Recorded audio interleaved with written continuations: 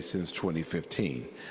In the month of July, according to data for the National Weather Service, we have received 8.42 inches of rain. And the month is not over yet. We still have another day and a half. Last year at this time, we only had about 3 inches of rainfall. Since 1991, the average rainfall in July has been 5.75 inches. So as you see, we are well beyond that average. Since June the 1st, we have seen over 11 inches in recorded rain. Again, much more than we have received last year at the same time. And it's clear, as you all have seen, that these storms are definitely more powerful, more intense, and more dangerous. Our Water Resources Division and Stormwater Management Department have been working overtime to ensure that we mitigate the worst of the flooding the best we can. I appreciate our amazing public servants in our Water Resources Division who are out there every day making sure that our drainage systems are working the best that they can. Since General Oglethorpe came here in 1733, Savannah has had a flooding problem. So this is nothing new, and it's not a problem that we ignore. We continue to put a lot of money in the ground, but I will tell you that in low ground with high rain in a short period of time, you're going to experience flooding. For us, for those who have been around long enough, you know that number one, we don't stay flooded, and number two, we're not experiencing structural flooding like we used to. And so it's important that our residents and visitors be mindful of these issues, these flooding issues. We know where the bottlenecks are and plan accordingly. And you can find a list of the flood-prone areas, as well as a lot of great information on flooding in our city at savannahga.gov/flood protection. savannahga.gov/flood protection. And so you can also do your part to mitigate flooding in your neighborhood. Remember, it is illegal to sweep or blow anything down our stormwater drainage. We have found when we've responded to calls about flooding and we got to the neighborhoods and we got to the drains, they're like gobs of clippings and branches and all of these other things. And we've also found trash and yard waste, paint.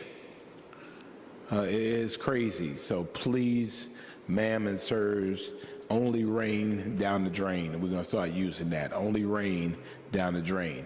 Anything other than rain in our stormwater drainage can cause major backages and increased flooding. So we want everyone to do their part.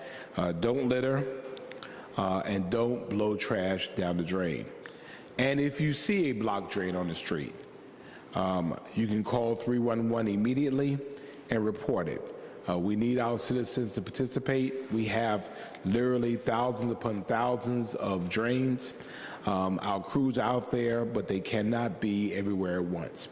We talked about it yesterday, and I've asked that the city attorney, city managers send letters to all of our contractors and anyone who does work on behalf of the city to let them know that if we catch them blowing clippings down the drain, that is a cause for us to revoke their contract with us. So we're gonna lead by example.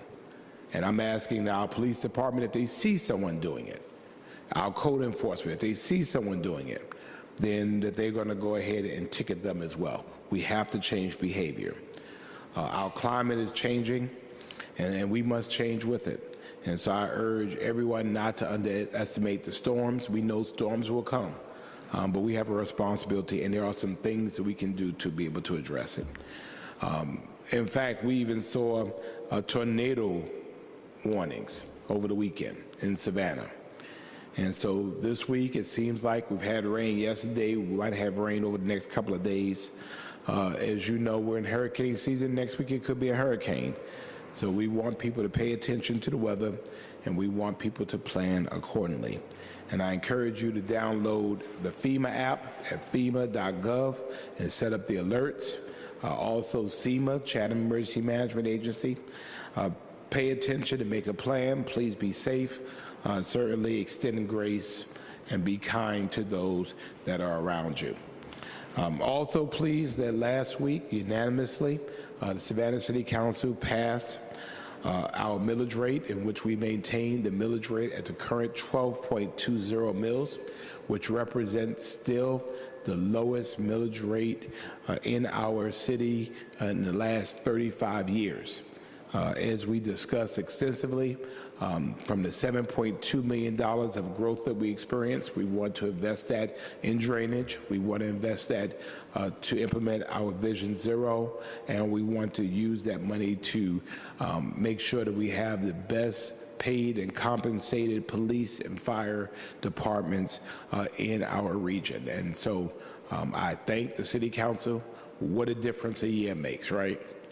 Just last year was much more contentious, but this year we got it through, and we got it through smoothly. So we appreciate our citizens for the confidence they have in us, and I appreciate the council for, again, making sure we're investing in the things that are important to our cities.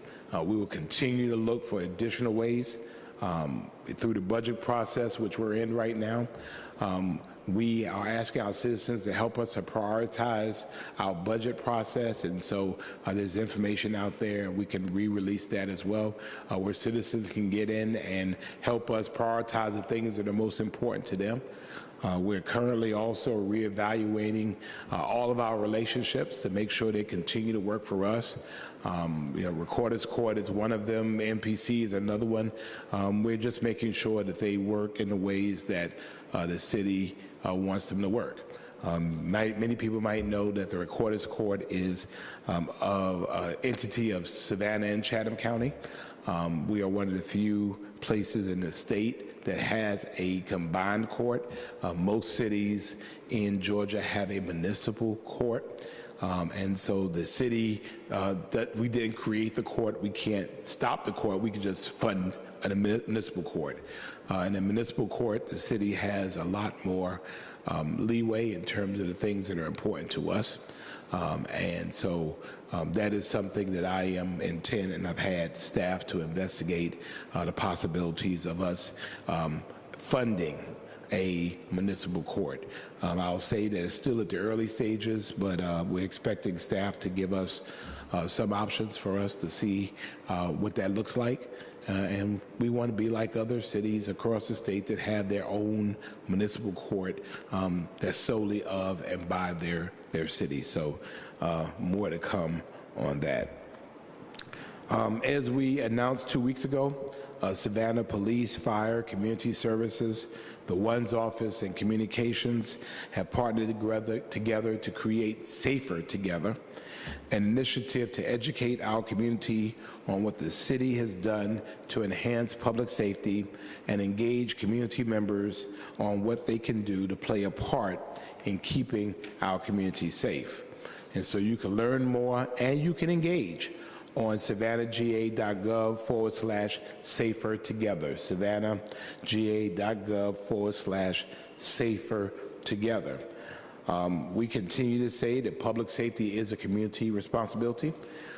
This week, we've had some interesting events involving children, which is somewhat unique. And again, these involve incidents that you can't necessarily put a police officer to deal with. These are incidents in which people are dealing with people, and fortunately, they've turned out in a positive way as far as we're concerned. But since we shared the top 10 most wanted fugitives list on July 16th, just 2 weeks ago, due to overwhelming community intervention and tips, we have 4 of those 10 in custody. I commend our police department. Again, we can't do this alone, and we know we can't. But the fact of the matter is, when the tips came in, the arrests start happening. One individual turned himself in, and I appreciate him for doing so. We have 6 more to go. And so Demetrius Barnes, Shaquem Bizard, Marcus Floyd, Rictavius Gilliard, Eric Street, and Zymon Williams. Brothers, get your business in order, lawyer up, and turn yourself in. Go ahead and face what is for you. Have control of that situation. Come to us before we have to come to you, and come to us before we come to you in a way that is not good for you or your family. If you are the family member of Demetrius or Shaquem or Marcus or Octavius or Enrique or Zymon, you're not doing them a favor. As a matter of fact, you may be breaking the law by harboring them and not turning them in. Go with them. Go with them. But I want you to know that the Savannah Police Department and the U.S. Marshals are looking for you. We're treating you as fugitives. And I would much rather you start the first day of your new life by addressing the charges against you in your old life than to put yourself in a situation where somebody's kicking in somebody's door or you're being stopped on the street, because our safety is that important to us. There is life beyond this, but you have to face up to this first. So you can find the most up-to-date top 10 most wanted fugitives list at savannahpd.org/most wanted. savannahpd.org/most wanted. You can also call the SPD tip line at 912-525-3124, 912-525-3124. Or you can submit a tip anonymously via the SPD app, or you can call Crime Stoppers at 912-234-2020, and in that case, you can get a cash reward. All tips remain anonymous. So again, if you're on the list, lawyer up and then show up. This morning, I also want to invite residents to a virtual meeting that the city will hold on August the 5th to discuss the Canal District's Wetlands Preserve Park. This virtual meeting will include a synopsis of the previous public engagement meetings, a review of the proposed signage, an explanation of the planned park's design, and more. And so we invite everyone to join us. I'll join our Planning and Urban Design Department for this virtual meeting to learn more about the Canal District's Wetlands Preserve Park. And you can find a link to the Zoom meeting at savannahga.gov, savannahga.gov. And you can find more information on the Wetlands Preserve Park at savannahga.gov/wetlands park. I'm also excited to invite residents to another great community archiving event. Our city's phenomenal municipal archives team has created an incredible initiative to ensure all voices in our community are preserved in the city's archives. Archives have focused on each aldermanic district in past events, but this new event will focus on collecting the history of the 1926 Springfield Terrace School building, also known as the Pearlie Smith School, and also the Oglethorpe Charter Academy. As a matter of fact, I used to work there as a police officer many years ago. I encourage anyone who has a relationship with the school property, including former students, faculty, staff, and individuals who have used the school grounds for sports or recreation, family reunions, community events, or any neighboring residents to come out and share your stories. You could join our Municipal Archives Department on August the 16th from 10 a.m. to 5 p.m.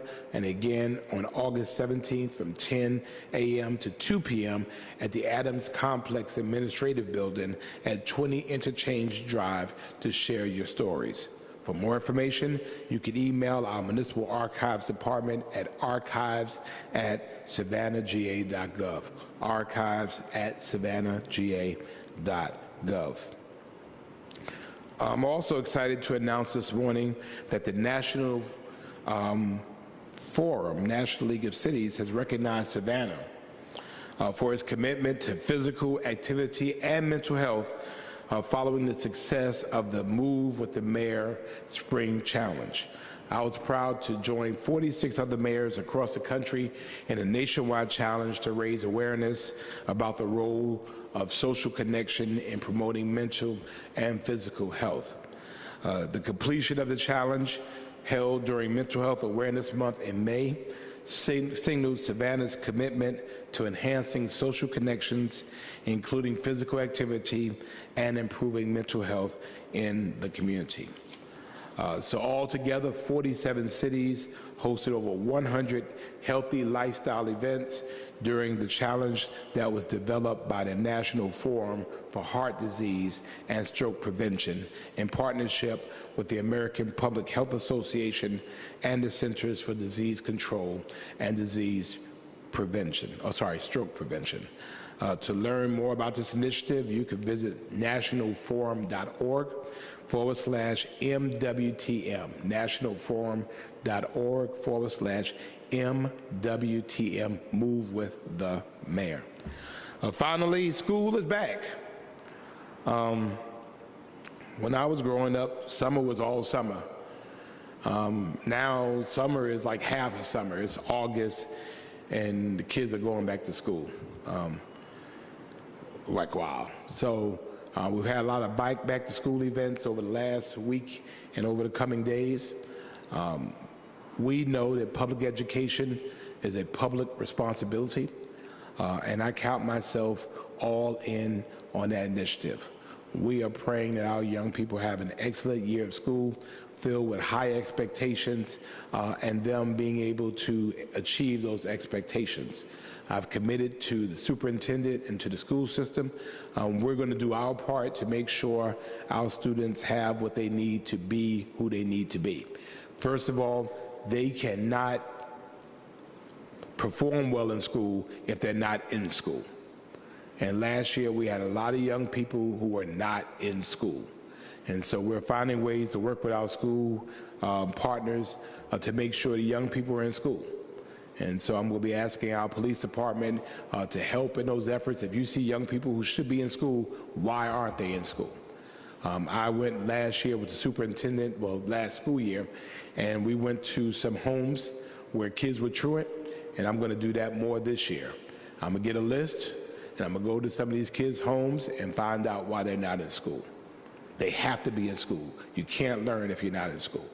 If there's an issue or a challenge, we're going to help them with that issue or that challenge, but they need to be in school. Secondly, they have to be literate.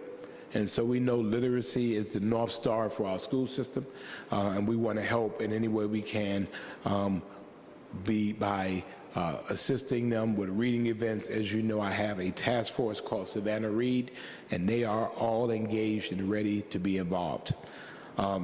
Then also, many of you know I'm a substitute teacher, and so I will be substituting again this year. I need a lot of Excedrin when I do it because it is not easy, and I have so much respect for our teachers for the times I've gotten up and substituted. So I'll be substituting in schools again this year. We all have to play our part. And finally, as you drive throughout our city, school cameras are on. School zones are active. You need to slow down. The cameras are going to be on. You're going to get a ticket. Ask somebody who's gotten 2 of them. And I had to pay him. I'm the mayor, but I had to pay tickets. And guess what? It's changed my behavior, and I've slowed down. That being said, I think, and I've informed the city attorney and city manager, we're not playing catch-a-gotcha. The cameras need to be on when the school zones are active. And so therefore the school lights need to be on. And so people who want to fly through, then obviously they should get ticketed. But I don't think we should be in the game of catch you, gotcha. I don't think that's fair. So where we have cameras, and we'll figure out how to do that. If we could do it administratively, we'll do it. If we need to do it through council action, we'll do it. But in the city of Savannah, we don't control anybody else.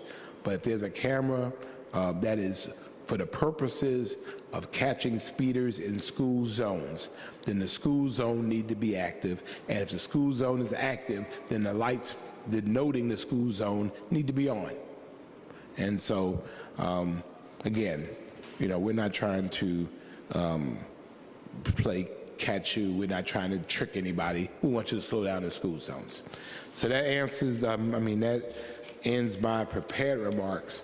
And certainly, again, for those of you that are online on Facebook or Instagram at Savannah, City of Savannah Government or Mayor Johnson SAV on Facebook or Instagram, you can ask your question. Ms. Ross, the boss, is monitoring that, and she will take your questions. So we'll go ahead.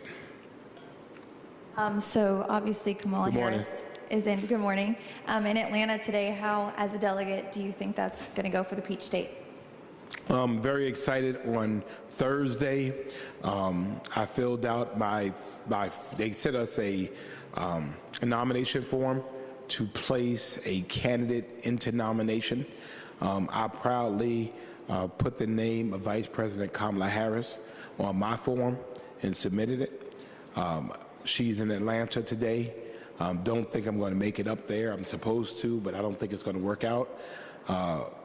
We're supposed to have a virtual vote sometime within the next week, and then we'll go to Chicago in a little over 3 weeks or so, and hopefully she'll accept the nomination. I think that there has been a palpable rejuvenation about the candidacy and what this represents. I'm excited about the prospect in America that we can have a female and a woman of color as possibly a presidential candidate again. I'm a little disappointed at some of the rhetoric because she is a woman and because she is a person of color. Again, for us, it should be about the issues and not necessarily about the other stuff. But, you know, again, that's the nature of the game. You know, I think Georgia will show up and show out. Georgia is a battleground state, and I'm convinced that the road to the presidency goes through Georgia, and the lane to the presidency goes through Savannah and coastal Georgia. And then, as you mentioned, the violence this weekend and then a little bit earlier last week, other than the Safer Together, what is your message to the public? About, I didn't hear it first. Just the recent violence in the last week and then ongoing this weekend. I mean, I think the issue is, and you know, we talk about violence in this way. My thoughts have not changed about that. The interesting thing about it, and you also notice it's happening around us. The county had, you know, some shooting incidents. Again, no one is immune to this. We have to change our thoughts as it relates to guns and illegal guns and who should have them. We also recognize that some of these incidents that occurred lately did not occur in the public space. They occurred within people's homes. You know, that's troubling. Savannah police can't solve those issues. You know, we had an issue a couple of weeks ago, a 17-year-old shooting at his dad. We had an incident where a father kills his daughter and then shoots himself. You know, how do you police those? You know, the last two involving young people, babies, or babies to me. You know, how do you police those? Which is why it's really so important that as Savannah Police does its job, our community has to do its job. Oftentimes, we know about these incidents way before and families and neighbors, all way before stuff happens. So, we need people to be nosy neighbors. We need them to be concerned family members. You can't say, it's none of my business, I'm staying out of it. And then when it happens, you're on TV talking about how tragic it is. You have an opportunity to be engaged and be involved. Sometimes you're saving a life. And so I encourage our community to be vigilant. If we do our job, the police will do their job, and then we're expecting prosecutors to do their job, and we're hoping judges will do their job. Again, as far as I'm concerned, if there are issues involving guns, pulling guns in our community, pulling triggers in our community, if there are issues involving sexual assault or abuse, if there are issues involving children, as far as I'm concerned, there's no excuse for that, and we need to address it appropriately. Morning, Mr. Mayor. Good morning. Staying on that subject of, violence in the area, there have been 20 homicides in the city of Savannah so far this year. Last year there were 7. In 2022 there were 20. It looks like a lot of this activity is in the South Precinct, where rape is also a common and rising crime. So, I apologize if I'm asking you to be repetitive, but what's your general reaction to those metrics? Well, we know that crime is a function of people, and we know that crime ebbs and flows.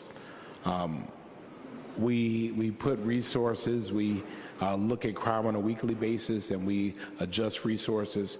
I think a couple of things. First thing was our numbers last year were phenomenal. From mid-December to mid-March, we had no homicides in the city of Savannah. So, it was a absolute blessed time. We had no homicides for over 3 months in a place where there are more guns per capita than probably most places in the nation. If you look at those numbers and break them down, a lot of them are domestic in nature.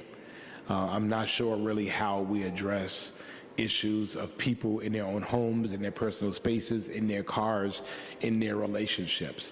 And for us, it's a matter of looking at that data, breaking it down to its bare essentials, and seeing if it's a manpower issue, is it a people issue, and how we can best to be able to address that. I know that our police department is looking at that, looking at the best ways to address it. Sometimes it's an issue of resources and people. How do we best deploy resources to do that? In some of those cases, again, if you look at them, if you take the domestics down out, I think it's a little bit different scenario. So, but again, for us, we live this every day. We do it every day. We work toward a day where there are 0 incidents of violent anything. But again, as long as you have people, and as long as you have people who cannot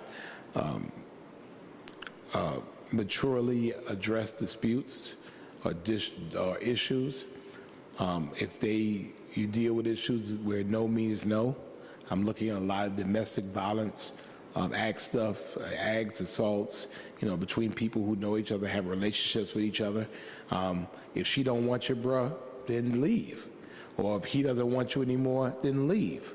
You don't have to put your hands on people.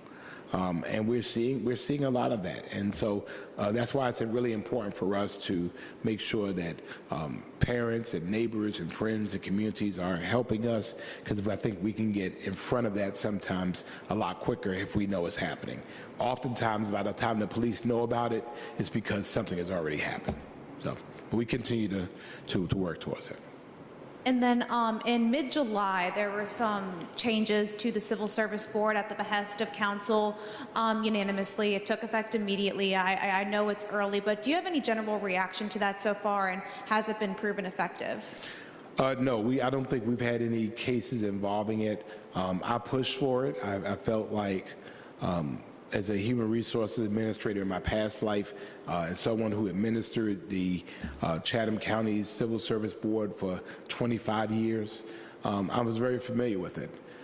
For us, it was out of position. So you have someone who is either suspended or terminated or demoted. Those are the 3 triggers.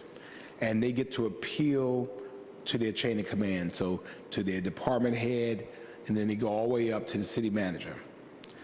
If they don't like the city manager's decision, they can now go to another board who is unelected and really have no responsibility, but yet they make a decision about that person's employment that the city has to accept. And they have no responsibility for the decision once they made it. To me, it's very unfair to put that type of responsibility on 3 citizens who are just trying to help the city out. And we found that case lately. We had a case involving a police officer in which that happened. I mean, this was a very, very serious situation. It involved a police officer who had been giglioed, basically meaning they cannot testify in court. And the board that is unelected and has no responsibility beyond their decision says, return this officer back to work. So now we have to return this officer back to work to a city manager and a police chief who have recommended they be terminated. And so to me, and I think to council, it made more sense that you go to the board beforehand, they hear the evidence, and they make a recommendation to the city manager. And to me, the city manager is accountable to the 9 of us. We can't hold the board accountable. We can hold city manager accountable. So particularly in issues where you have what's known as negligent retention. Negligent retention is a illegal term that basically says that you had somebody you knew was bad and yet you kept them. In this case, we would have been responsible for negligent retention even though we didn't make the decision. So to me, this puts it in a better sequence. It flows better. It makes more sense. It still allows the appellant to have a part in that, you know, the steps, the number of steps have not changed. The sequence of the step has changed. So we just inverted the board and the city manager. And so now, instead of the final decision being the board, it's now the city manager, which makes more sense. And I know that was a big, but I want to make sure people understood the nexus of how we got here. Thank you. Thank you.